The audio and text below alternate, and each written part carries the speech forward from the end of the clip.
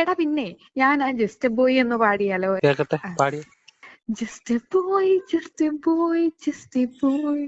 Makaino kalapila kapika, takilo kalapila kapika.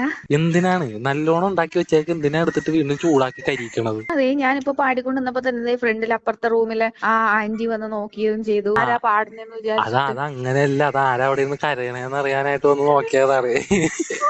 വല്ലവരും നല്ല രീതിക്ക് എഴുതി വെച്ച സാധനം അതേപോലെ പാടാനുള്ള കഴിവ് നമുക്കില്ലെങ്കിൽ നമ്മ അതിനെ കൊളോക്കാണ്ടിരിക്കണം. അതല്ലേ ഞാൻ പല പല പാട്ടിനെയും എന്റേതായ ലിറിക്സ് ചെയ്തിട്ട് ഞാൻ തന്നെ പാടുന്നത്. അതാകുമ്പോ കുഴപ്പമില്ലല്ലോ. എന്നാ നീ ഒന്ന് പാടിക്കേ, നീ സ്വന്തമായിട്ടൊന്ന് വരി എഴുതി ഒന്ന് പാടിക്കേ, ഞാൻ കേക്കട്ടെ. ഒരു കാര്യം ചെയ്യാം, ജസ്റ്റ് എബോയുടെ നാടൻ വെർഷൻ ഞാൻ ഇറക്കാം. കേക്കട്ടെ കേക്കട്ടെ. കുട്ടപ്പോ കുട്ടപ്പോ കുട്ടപ്പോ കുട്ടപ്പോ കുട്ടപ്പോ കുട്ടപ്പോ കുട്ടപ്പോ കുട്ടപ്പോ കുട്ടപ്പോ കുട്ടപ്പോ കുട്ടപ്പോ കുട്ടപ്പോ കുട്ടപ്പോ കുട്ടപ്പോ മോനെ നീ കടവരെ പോയി വാ, പഴമര കിലോ വാങ്ങിക്കൊണ്ട് ഓടി വാ. പൈസ ബാക്കി ഉണ്ടലെടുത്തോ, ക്രീം ബൺ ചേച്ചിക്കും കൊടുത്തോ ഒരു ബൺ.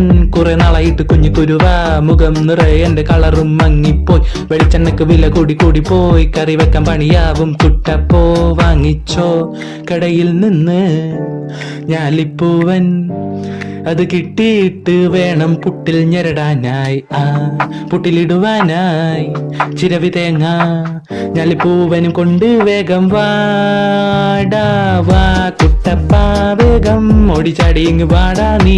വന്നിട്ടെടുത്തോ ബുക്കും ടെസ്റ്റും, കളി വേണ്ട ഇന്ന് കുട്ടപ്പോ വാ കുട്ടപ്പാ.